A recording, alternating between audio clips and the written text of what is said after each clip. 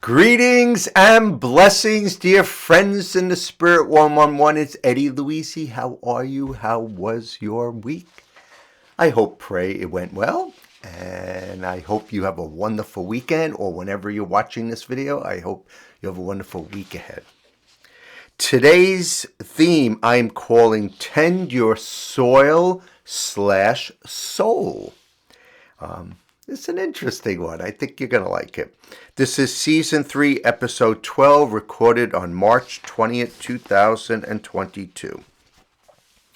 Nature can teach us so much in the Far East. They have Chinese bamboo trees. The Chinese bamboo tree takes 5 years to grow. It requires that someone waters and fertilizes the ground every single day. The crazy part is that the bamboo doesn't break through the ground until the 5th year. But once it breaks through the ground, within 5 weeks, it grows 90 feet tall. Now, the question is, does it grow 90 feet tall in 5 weeks or 5 years? Dun, dun, dun, dun, dun. Oh, okay. Some say 5 weeks, some say 5 years. What do you say? I'm trying to hear you. But the answer is it grows 90 feet tall in 5 years. You knew that. Because at any time, if the watering and nurturing and fertilizing stopped, that bamboo tree would have died in the ground. So the question is, how long have you been working on your dream? How long have you been working on your soul? Are you tending to your soil / soul and doing the daily work required to have the big breakthrough? How many times have slowed down or wanted to give up because you didn't see results? But what if tomorrow, next week, next month, or this year is the time when you see the big breakthrough? As some of you know, I'm doing tons of stuff this year. So we'll see. God's holy will. What if it's just one more decision away? Because we know that things never happen as quickly as we want them to happen. But if we keep tending to our soil or soul, when that breakthrough comes, watch out, because there is no turning back. Be like bamboo. Take your time, tend your soul, and then grow like crazy. I see you. I believe in you. Don't stop. And this is from a singer-songwriter, spiritual friend, Bob, S-I-M-A. I always say Bob Sima, but it could be Bob Sima. So, Bob, if you're watching this, call me up. Let me know. On this day of your life, I believe God wants you to know that progress is not measured in miles. It is measured in inches. Do not wonder why things are taking so long.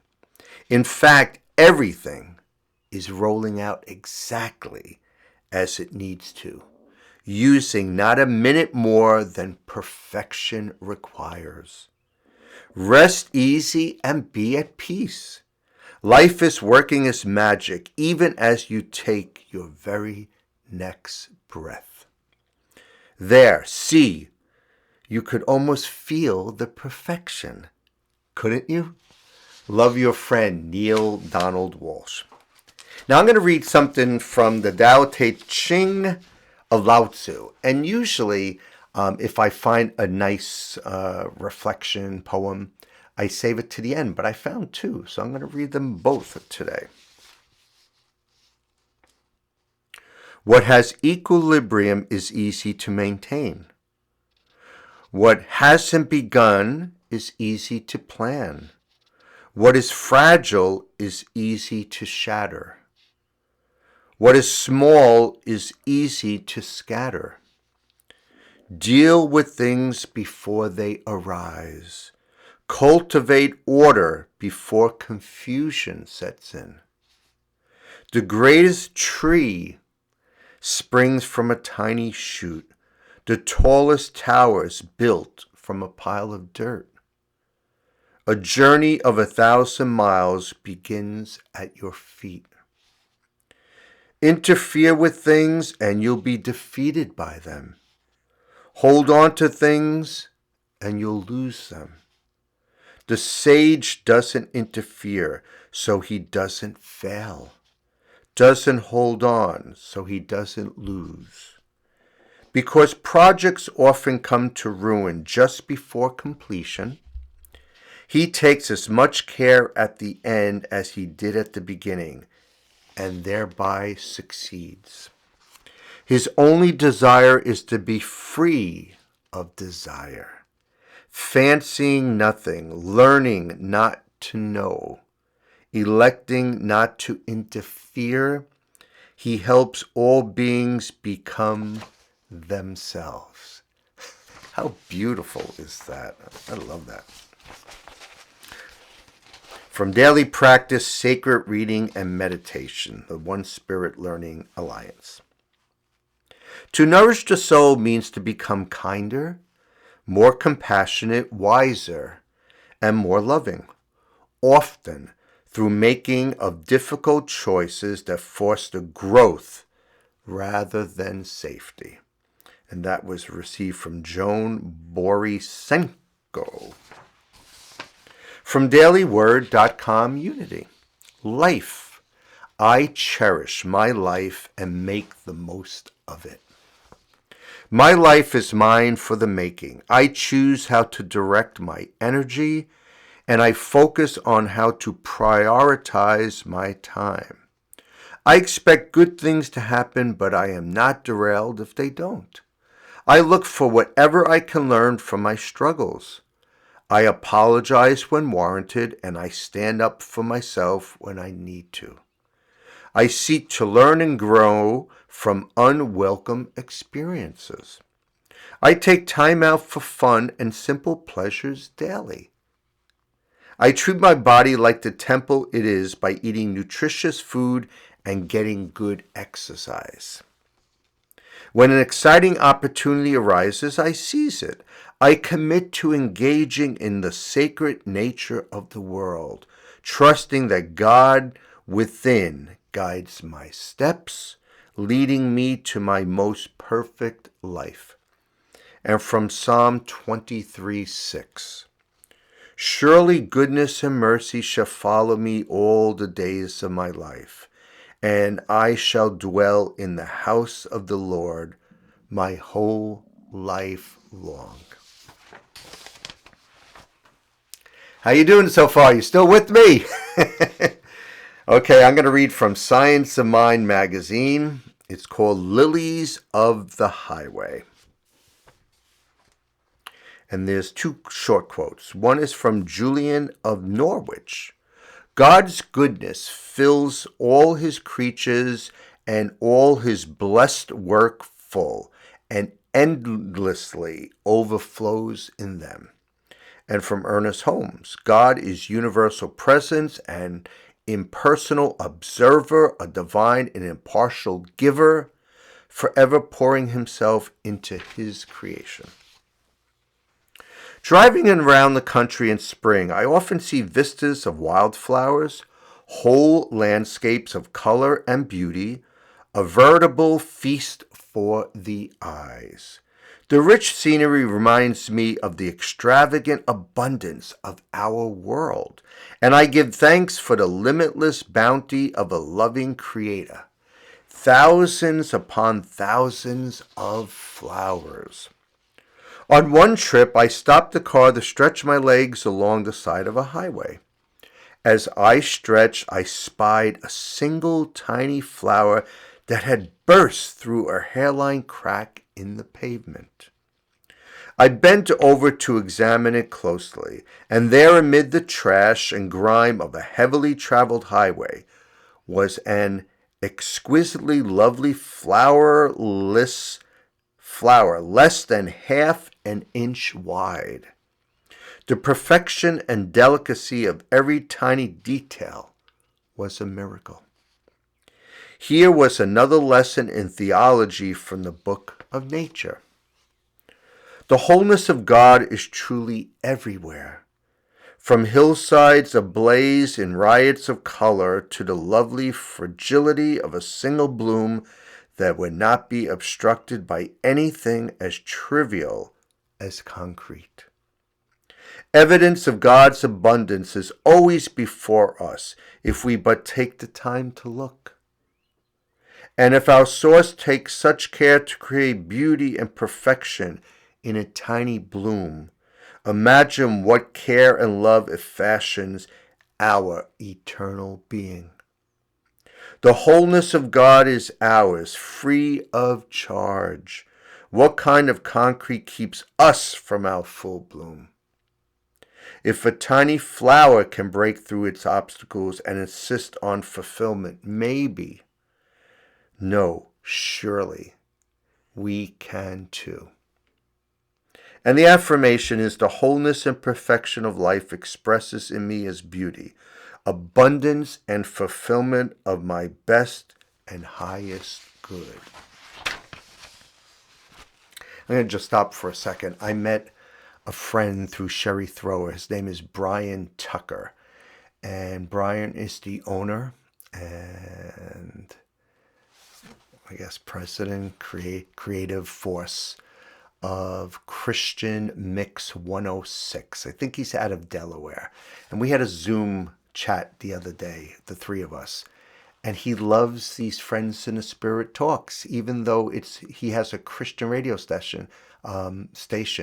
He likes these messages. So he asked me near the end of April to do little 5-minute snippets. So while I'm reading these to myself, I'm saying, yeah, I like that one story. Maybe I could include that in that. So I'm grateful. I am blessed.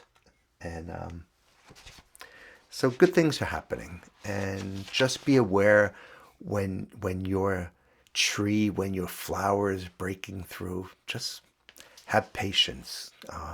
Because God is working miracles inside of you, perfection inside of you. And despite whatever might be going on, there's always good to be seen. There's always good to have. Just be patient, right? I love the phrase from my dear friend Joan London, who was the host of Good Morning America. We had a little chat the other day for something that I'm working on, Shock Your Media Potential, and she spoke about slow and low. When you're talking, giving a speech on TV, on the internet, slow and low, because a lot of people, they get nervous and they talk very quickly. And I think in life also, right, in patience, just have patience, go slow. Things are going to work out for the best. If you have something on your mind, a project you're working on, hey, I'm 62 years old and several things are happening right now. So is that like the last 5 weeks that everything's growing, or is it like the 5 years the bamboo tree that I've been nurturing the seed, I've been watering the seed? So be patient, because great things are in you that are coming out. Just be patient, take your time. Just like I said in one talk, if you're driving, right, stay in that right lane and let people pass you. Just stay, enjoy, be safe, look at the scenery. Okay, just a little snippet before I wrap it up with Eddie Louise. Okay, I'm going to read something that I got on the internet. Holi, Holi, also known as the Festival of Colors, is a religious occasion celebrated with much pomp. It is considered the second biggest Hindu festival after Diwali, and the celebration lasts for 2 days. It marks the celebration of the victory of good over evil. The festival falls in the Hindu calendar month of Falgun, which usually falls between February and March. This year it fell on March 18th. That's why I'm saying a little bit. Because Friends in the Spirit is all about all religions, all spiritualities. On this day, people play with colors, waters, flowers, and more. Children and adults smear gulal on each other, and people seek the blessings of their elders. People visit their friends and relatives and also relish holy delicacies like guria, tande, and more after playing holy. So if anybody out there is Hindu and I said those words wrong, I apologize. But I love your festival, your holiday, your religious celebration. I wanted to share it with our friends in the spirit. I am going to read from 3 Minutes a Day Christopher books. A Saint of Steadfast Silence. Deacon Greg Condra calls Saint Joseph a saint of steadfast silence because he is never quoted in the Bible, yet Jesus' earthly father has much to teach us despite his lack of words.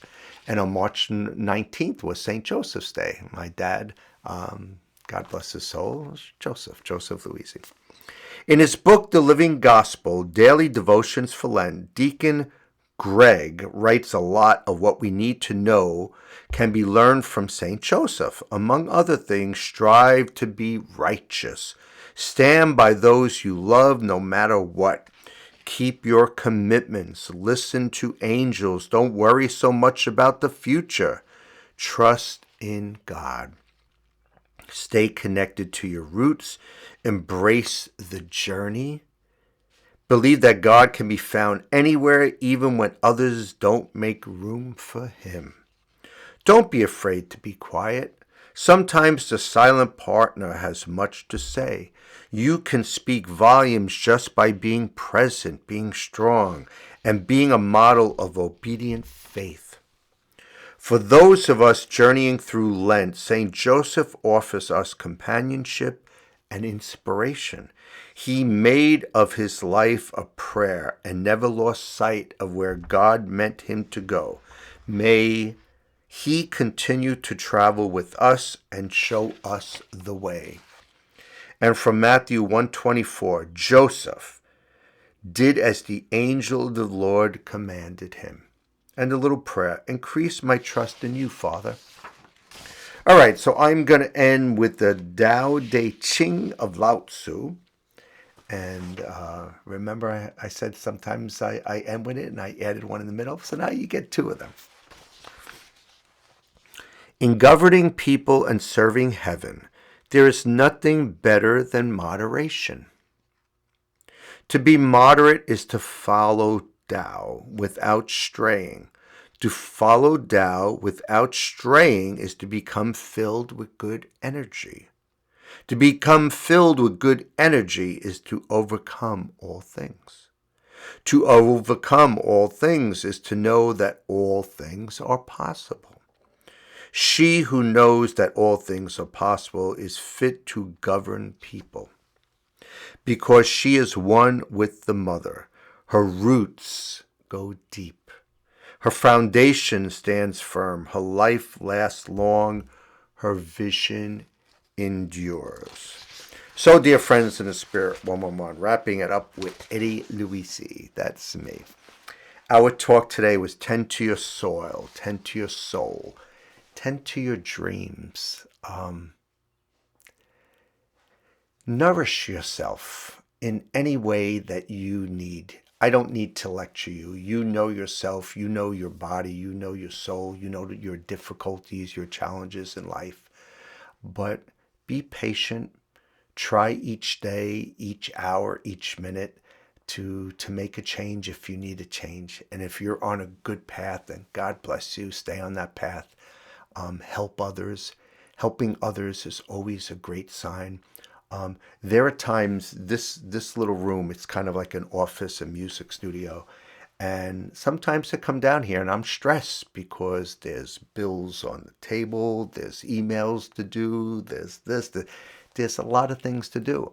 And sometimes I just want to do one thing, and that doesn't always happen. But yesterday, I spent a good hour helping a friend who's an actor stuntman. He's a friend in the spirit, Scotty O. Arnold. And he is on a path where he does work, but he does some secular work, and he wants to do more Christian faith-based films. So I went through my Rolodex, if anybody remembers what a Rolodex is, and I contacted a bunch of people and I sent out emails to a bunch of people. And that took an hour of my time, but it felt so good. It wasn't on my list, which I have lists all over the place. It wasn't a bill to pay. It wasn't, something to do, some budget thing to do, something to help my family. But it felt really good just putting my whole self into helping others. So, Scadio, if you're watching, you're that bamboo that's going to shoot out, or you're that little flower that's coming through the concrete and it's just going to spurt. Dear friends in the spirit 111, you are all like that. If I could help in any way, I would be more than happy to help. There's only 24 hours in the day, so don't everybody bombard me. But I like to connect people. I like to help people. And I know there are tons of you out there that like to do that. And many of you are helping me and connecting me with your friends. So thank you very much. So don't forget to stay blessed and a blessing. Share your faith with family and friends. Cue the spirit. Thanks for listening. Namaste.